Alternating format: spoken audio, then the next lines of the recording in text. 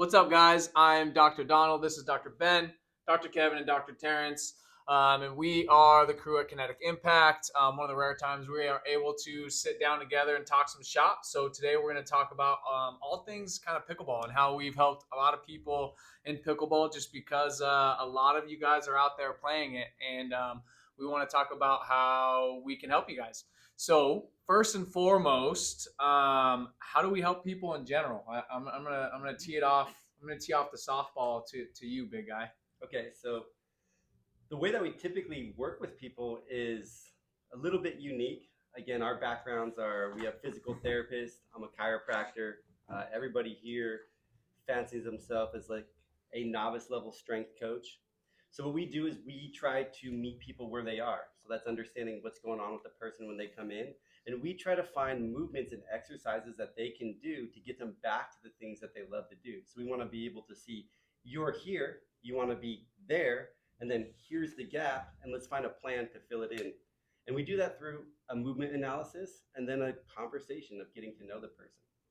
Yeah, our mission is to really help people that may be frustrated or fearful because of injuries where they've tried everything under the sun and maybe had a difficult time or frustrating time with healthcare, and we're able to, like Ben said, find ways to meet them where they're at and really understand what their current abilities are, leverage those current abilities so they can get closer to their goals, right? And I think that that's a big topic for us because we see so many people that have kind of been told so much about their disabilities and kind of told what their diagnosis is, whether it's dysfunctional or disease, right? Degenerative disc disease, IT band syndrome, whatever, all these things that are wrong with them, but haven't really focused on a plan to get them to where they want to be. And that's what I think we do really well is we find some of their capabilities and we leverage that, right? And I think that's a big topic for us because people just aren't active, right? Yeah. So I think something to open up to you guys and like, what are your thoughts? Like, we look at like our nation as a whole compared to other nations. How do you guys think we sit? Maybe you guys got some ideas because you know where we sit because we read some literature.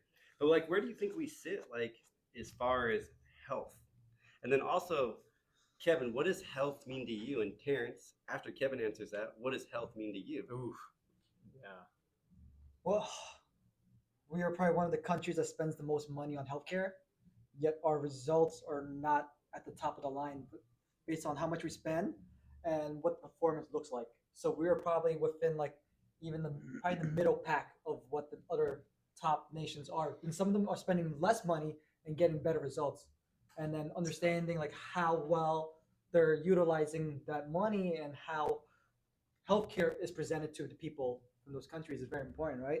Like what is like health mean for that country and for the people and the citizens of that nation. I think for us, for me, health defines is being able to be active, be able to be fit, be able to reduce comorbidities, and be able to have a strong relationship with food and exercise. What about you, Dr. Terrence? Yeah. So I think Kevin nailed it and hit it right on the head.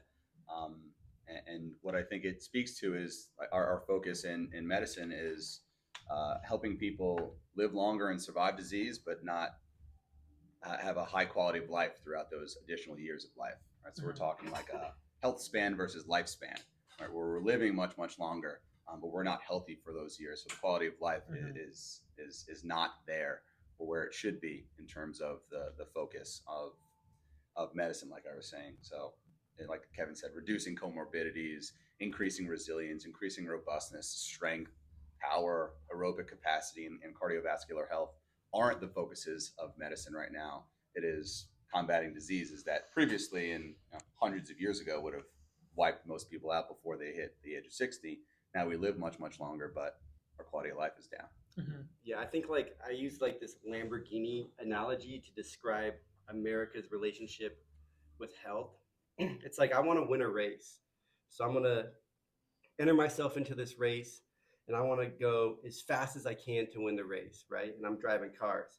But I have no idea actually how to race. So my solution is to go buy a Lamborghini. And I'm getting smoked by people next to me that know how to drive, and they're beating me in civics. And the reason is it's like that spend. Like we're spending all this money on all these fancy things, on all this tech, on all this stuff. Yet we're missing the most important part is like the meat and potatoes of what do you actually need to do in order to win that race, right? So it's not about having the Lamborghini.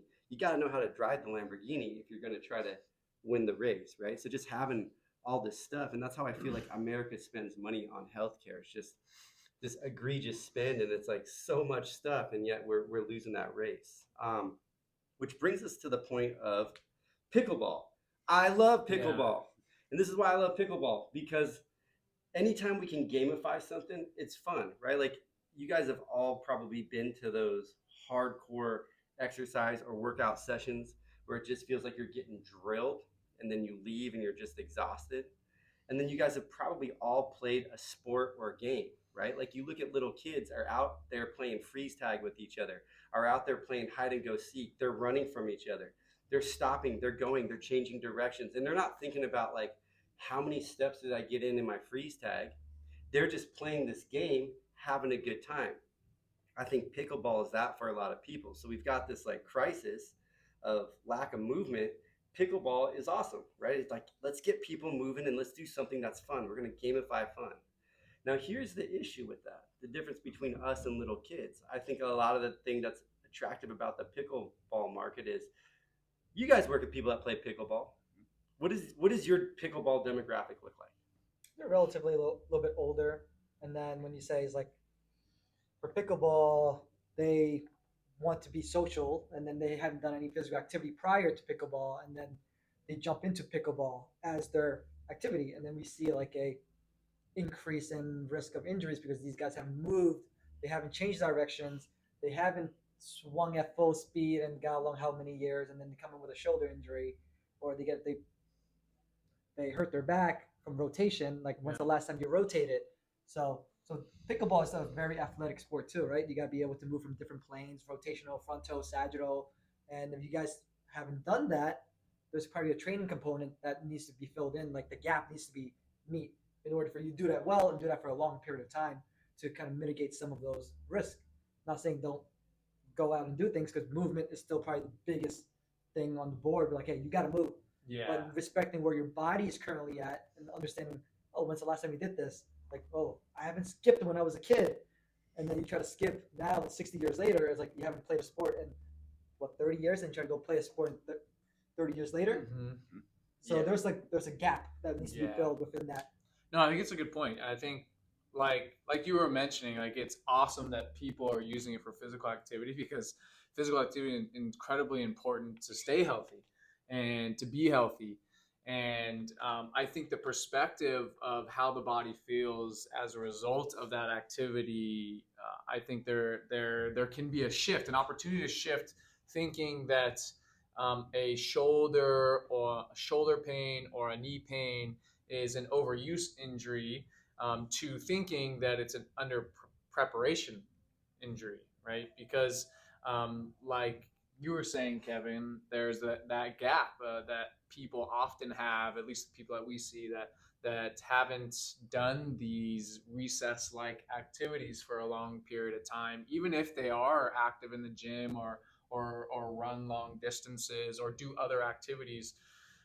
If it's not a change of direction activity or a court sport or really a team sport of any kind where you attack and evade space on a regular basis, man, that is such a different demand on the body. So it's really not a overuse injury.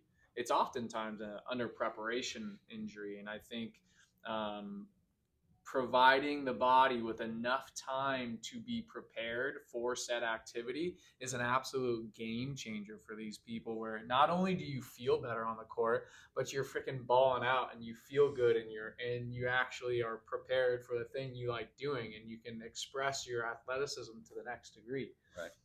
Yeah, I think that there's both good and bad in in how accessible pickleball is. Yeah. Yeah. Right. The barriers to entry for the sport are pretty low. Right. It's pretty easy to pick up and knock a pickleball back and forth with success. Right. It doesn't feel like like you've never done it before the first time you pick it up. Like you can have some success the first time you pick it up. It's like big ping which pong. is right, which is a good that's a good thing, right? That gets people Yeah. up and moving And and encouraging. and it's encouraging to have success with the sport. But also, like you said, like we have the inactivity crisis. People aren't preparing to be mobile, but now we have this sport which is gamified and fun and social. So it's checking all these boxes for people, but are they checking the boxes to be ready for it at the same time? Mm-hmm. Two things. I'm going to put a challenge out there for everybody that has a family gathering coming up and is hearing about all the exciting things that their family members are trying to do. And if you have any family members that used to play sports, they are very, very, very much interested in telling you about how good they used to be. I've put this challenge out there. Like Ben told me he used to run the 4.340 back in high school, type of thing. I mean, look, And he used to be able to dunk. I used to be able to dunk. I believe it. Now that I don't know See? about that 4.340. Right? There might be a little like stretch. I might have been through the first 30 yards. Okay, like part of that 40 time was at a 4.3. Yeah. But the point here is like if you were to take all the people that you know and we put them in a room and we were to just do like a skip challenge, meaning like we're just gonna skip up and back in the room. And if you just wanted to use that as like your general ability to assess athleticism of the nation, you're going to find that you yourself may be less athletic than you think, or that the people that you're around might be less athletic than they think, as it's a basic motion that we just tend to lose. It's also really, really fun to watch. So I would put that challenge out there to all people to encourage it before the drinking starts. Also, too, if anybody gets hurt, disclaimer, Yeah. this is not medical advice. Second thing, so what's interesting is the guys, what I've actually found with certain sports, things like pickleball, with some of the older populations, sometimes they're good at self-regulating. I think it's sometimes like the guys like me, you know, who used to run like a 4.340, who still feel like I'm like athletic. And even if I'm not athletic, I am definitely in my mind think I'm athletic, which means I'm aggressive when I play something. Like I still want to win everything as best as I can. So what I'll find is like we are highly at risk because we're going to start to move really, really fast in ways that we're not used to moving, like our weekend warrior guys, and you're susceptible to injury. Also, too, just the other side of the house is even if you're not at risk for injury, why don't we just make it so that you can win pickleball because you're just in better shape? So I could take anybody that has a certain level of pickleball skills, and I can, over time, within 3 months, provide you the ability to jump higher, change directions better, not even work on any part of your paddle skills. And guess what? You're going to be better because you're going to take your paddle skills, apply it to that newfound athleticism and fitness that you have, and you're going to start killing people on the pickleball court. So you don't have to be injured to come benefit from what we can offer you. You just have to have the mindset that you want to get better. That was the second thing. Okay. Yeah, that's Got it. So skip challenge and then the mindset to get better. Mindset to get better, yeah. And then also Got it. too, like let's just make you a savage, right? Like let's get you I like to win. that. Like just go out there with the. So here's the thing: is these two guys actually play pickleball. I watch it. So the best thing about watching is I consider myself a coach, so I can tell them what they did wrong, which is usually losing. And these guys just recently went out and played pickleball. Who did you guys play against? Oh, bunch of 80-year-old and 65-year-olds that kicked our butts. Yeah. So they lost. Kicked my butt, more my butt. His butt was pretty good. I It was wasn't my gonna say butt. it. I wasn't gonna say it. but- It's on film now, so. Yeah, yeah, yeah. He's like, I don't want to say like one of us made us lose or one of us carried the team. There's no INT, but there is in win. But that is That's right. pretty cool, right? Like that's the point, right? I think that is what's pretty cool. I think the cool thing about that is like Kevin's a pretty good athlete. He can run really, really fast. Terrence is a pretty good athlete, can play a lot of sports. That these guys got smoked by senior citizens, right? Which I think is awesome. And that's what I like about the sport, right? It bridges the gap between like any age can get out there and play and any age can be competitive. Again, we look at that crisis of movement. To circle back though, what else you guys got with that? Well, I think to bridge the gap there, you mentioned like paddle skills versus like the physical skills.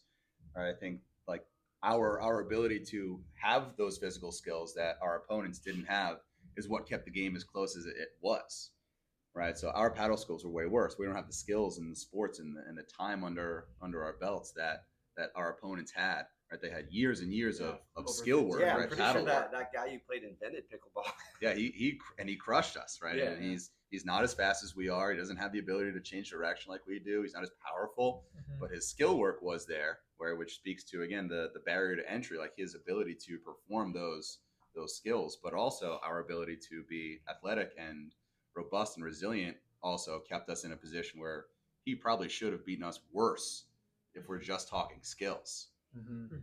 So Yeah. the Yeah. importance of those physical qualities is I was just also gonna say, there. like the ability to be well rounded as like both skilled and generally athletic Mhm.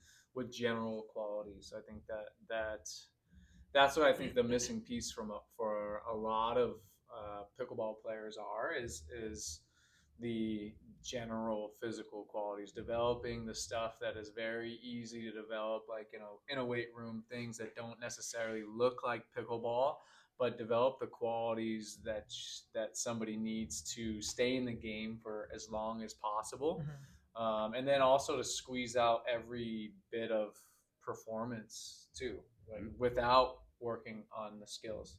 But the skills are important. Yeah, We Now, still got to work on what the does skills. a pickleball training program look like for a pickleball athlete?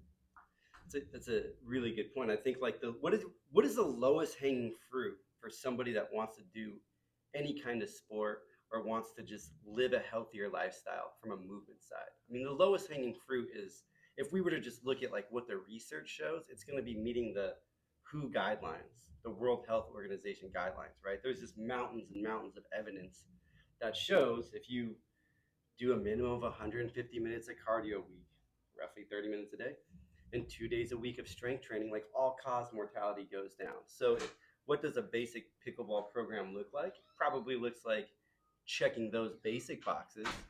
And then, in addition to that, adding some components that help with some other things. Well, Yeah, I do think like we could do better, right, than following just the WHO guidelines. I think that strength and conditioning is something that's been studied for a really, really long time. We looked at those as just these big arbitrary goals of hit these things. Like if you wanted to follow a program, I could put a program together that's going to have components that are going to probably have a higher degree of risk mitigation, that are going to look at things like the energy systems and demand of the sport that you're trying to play, and focus on a little bit more of like change of direction and moving fast. So having a plan in play that is specific towards your goals definitely will end up having a stronger carryover to your sport, more so than just a random training program. yeah. Like a specific baseball program is probably going to work better for that athlete than just following a random fitness program. And that can be said for any specific sport. And we know that, right? We have tons of evidence to prove that, especially in like the things of like track and field. So with that said, yeah, follow the WHO guidelines. But if you're really trying to get an edge on what you're trying to do and you really want to get better at this one thing, you can combine the two worlds. You can meet those WHO standards, which is going to give you all the longevity you're looking for. And then in addition to that, you can have smart programming, which is probably going to have a positive effect on the sports and things you're trying to do. Yeah, I kind of look at it as like the broad strokes and the fine combing, right? The broad strokes is the WHO guidelines, and then like the fine detail, smaller paintbrush that becomes more important when it becomes very specific. And if you want to make sure that you are very capable and durable on the pickleball court, well, that's a very detailed, it's not life, right? Like that is a very detailed part of life. So strategizing a program that makes you good at that is a bit more detailed, and I look at it as like, what's your current capabilities and what are those low hanging limitations that you have troubles with, and then in general, what does that sport demand? You have to be able to move quickly from point A to point B, so acceleration, deceleration, change direction, and arm care because you're swinging a freaking paddle. Right? Yeah. And then if you hit all those boxes, I think that's a really good spot to So- start. Yeah, you want to be an athlete, you got to train like an athlete. Absolutely right. Yeah, I look at it like with a painting analogy, right? So I would say like hitting the who guidelines is like looking at a Picasso. So it's like when you look at a Picasso, okay, that looks like three guys playing the guitar. Versus like when I look at something that might be painted by like Leonardo da Vinci, I'm like, this is clearly the Last Supper, right? So that's the difference between a generalized program Yeah, and a yeah. specific program. And I think both are beautiful. Well, they're needed. Yeah, both are Yeah. needed. But I do think that a catered program is I'm biased, I guess. This is my bias coming out. So That's what I'm we just do. going to state the bias that I do think like a personalized, individualized program is far superior. But I do think that like hitting those WHO guidelines will keep somebody very, very healthy, and if it hit all the low hanging fruit. Yeah, you said something is better than nothing. Correct. Yeah. I guess I'm a Da Vinci fan. Yeah. I guess one's just a little bit more abstract and one's Yeah. a little bit more fine and referred. But at the end of the day, like you're still creating art. Yes. You know, you're still getting the job done. Thank you guys for listening Yes. to this. And with that being said, remember it's probably not an overuse injury. It's probably a underprepared injury. So find somebody that understands this process and give it the time it needs to prepare your body for the activity that you're doing. And don't get bogged down by all the dysfunctions, disorders, diseases that everybody talks about. Find what you're capable of doing, leverage what you're capable of doing, and hit that home until you start lifting limitations. And that is much more enjoyable way of training and being healthy. Anyways, thank you for watching. Until next time. That's what everybody says, right? Yeah, Like, that's it. comment, all the subscribing comment, stuff. subscribe. Yeah. Subscribe our stuff. Do the Smash do the that like things. button.